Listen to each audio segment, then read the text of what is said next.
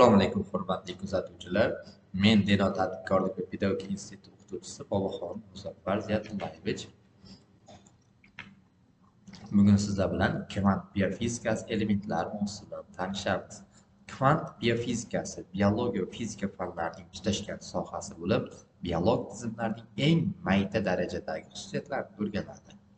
Bu sohada olinayotgan ilmiy yangiliklar hayotimizni yaxshilashga xizmat qilmoqda. Mikro zarrachalar va ulardan tashkil topgan sistemalarning harakat qonunlarini bayon etish usulida foydalanuvchi zamonaviy nazariya kvant mexanikasi deyiladi. Hujayrada moddalar almashinuvining yuksak darajasi har xil fizik va kimyoviy jarayonlar tufayli yuzaga keladi. Kimyoviy reaksiya atomlarning qayta guruhlanishidan iboratdir. Har qanday sof kimyoviy jarayonning birinchi bosqichi fizik xarakterda bo'ladi, ya'ni reaksiyaga kirishadigan moddalar molekulalardagi elektronlarning avvalgidan ko'ra boshqacharoq bo'ladigan yangi holatga o'tib, qayta taqsimlanishdan boshlanadi. Elektronlarning qayta taqsimlanish jarayonini mohiyat e'tibori bilan kvant nazariyasi bayon etib beradi. Bu nazariya reaksiyaga kirishga qodir bo'lgan barcha moddalarda ionlar va radikallar ko'rinishidagi oraliq birikmalar vujudga kelishi atomlarning qo'zg'algan holatga o'tishi bilan bog'liq deb tasdiqlaydi. Fotosintez jarayonida kvant hodisalari bilan tanishadigan bo'lsak, foton yutilish natijasida elektronlar holati qo'zg'aladi. Qo'zg'algan elektronlar zanjirsimon ravishda transportlanadi va elektron transport natijasida paydo bo'lgan energiya organik birikmalar sinteziga sarflanadi. Umuman oladigan bo'lsa, yer yuzida ro'y beradigan barcha jarayonlar aynan kvant darajasida sodir bo'lishi mumkin deb ham mantiqan o'ylab aytishimiz mumkin. Organizmda biokimyoviy reaksiya elektronlarni birmuncha yuqoriroq energetik sathga o'tkaza oladigan fermentlar o'ziga xos katalizatorlar borligi tufayli yuzaga chiqadi. Reaksiya tugagandan keyin ortiqcha energiya issiqlik ko'rinishida ajralib chiqishi mumkin. Molekula elektron konfiguratsiyasining o'zgarishi unga yutilgan energiya miqdoriga bog'liq. Energiya atomni elektronni urib chiqarish uchun yetarli bo'lsa, bu holda musbat ion hosil bo'ladi. Atomga kamroq miqdorda energiya berilganda, elektron ko'pincha birmuncha yuksakroq energetik sathga o'tadi xolos. Kvant biofizikasida quyidagi masalalarni o'rganishga e'tibor qaratiladi. Bular molekuladagi elektronlar tuzilishi va joylashishi, biolog molekulalarning donor-akseptor xossalari, moddadagi nur yutilishdagi elektron almashinuvi, erkin radikallar xossalarini va erkin radikallar jarayonlar mexanizmini, elektron qo'zg'algan holatdagi biokimyoviy reaksiyalarda energiya almashinuvida kimyoviy luminessensiya mexanizmini o'rganish va boshqalar bunga misol bo'ladi.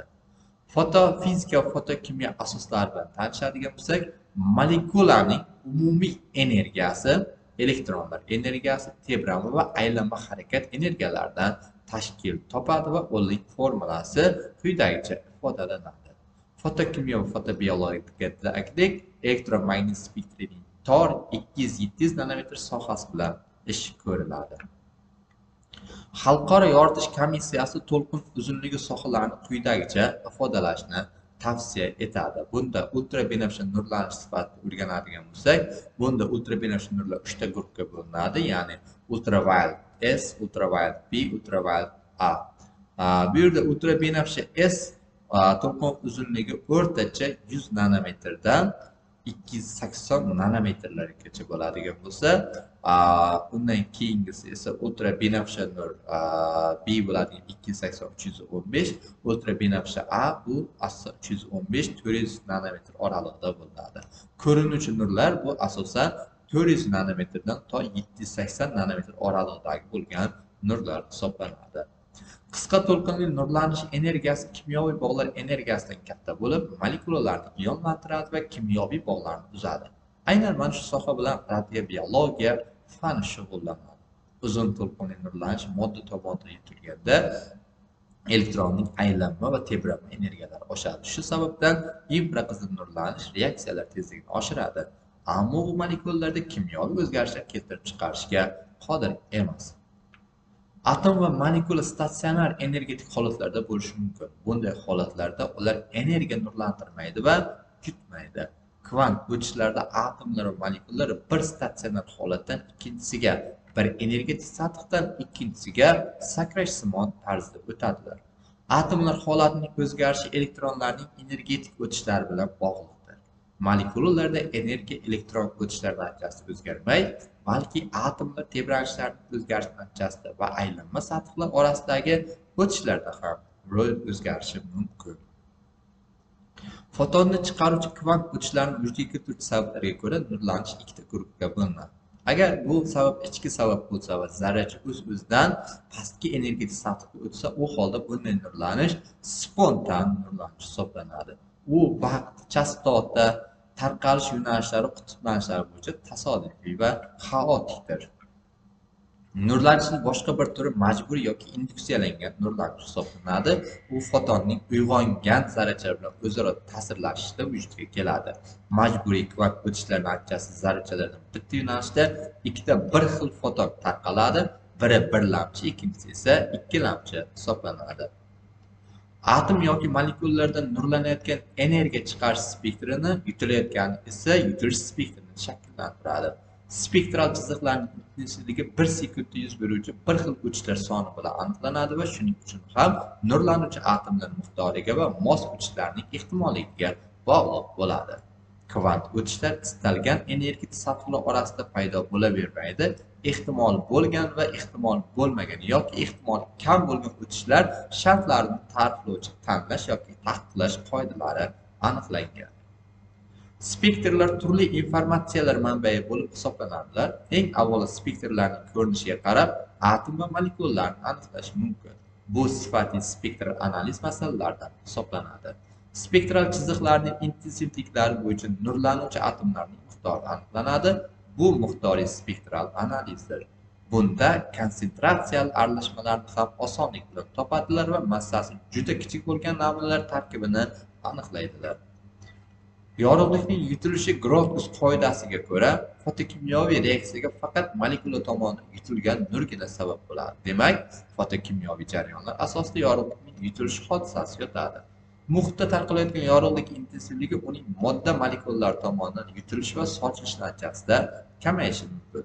Yorug'likning yutilishi deganda, uning istalgan muhit orqali o'tishida yorug'lik energiyasini boshqa turdagi energiya aylanish muhitda tarqalayotgan yorug'lik dastasining mumkin bo'lgan barcha tomonlarga og'ish hodisasiga yorug'likning sochilishi deyiladi.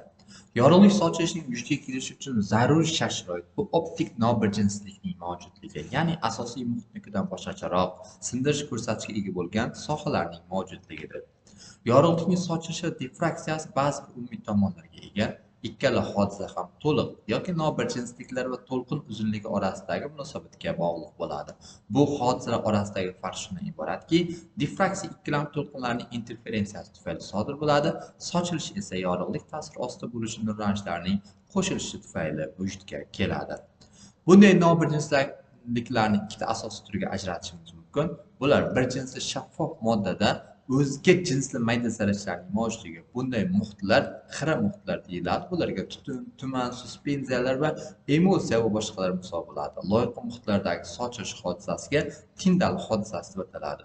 Ikkinchisi bu gaz molekulalarining tekis taqsimlanishidan statistik oqishlar natijasida sof moddada vujudga keluvchi optik nobirdzinliklar, yorug'likning bu turdagi nobirdzinliklarda sochilishiga molekulyar sochilish deb ataladi. Masalan, yorug'likning atmosferada sochilishi bunga misol bo'ladi. Molekulaning qo'zg'algan holatlari va energiya migratsiyalanishini o'rganadigan bo'lsak, yorug'likning modda tomonidan yutilishi molekulyar jarayon bo'lib, mazkur hodisa murakkab biologik strukturalarga daxldor emas. Yorug'likning molekula tomonidan yutilishi fizikaviy jarayon bo'lib, u quyidagi formula bilan ifodalanadi. Kvant yutilish evaziga bu yerda A molekula tomonidan olingan qo'zg'alish energiyasi quyida tasvirlangan usullarning biri orqali ta'riflanishi mumkin. Bu yerda mana bu yerda 3 ta misol ko'rsatilgan va aynan qanday qilib sarflanishi bo'yicha misollar keltirilgan. Kvant biofizikasining kelajagi istiqbollari. Kvant biofizikasi tibbiyotda dori-darmonlar yaratish, tashxis qo'yish va davolash usullarini takomillashtirish uchun muhim asos bo'lib xizmat qiladi. Kvant mexanikasi asosida biomolekulalarning xususiyatlarini nazorat qilish va yangi funksiyalar yaratish imkoniyati mavjud.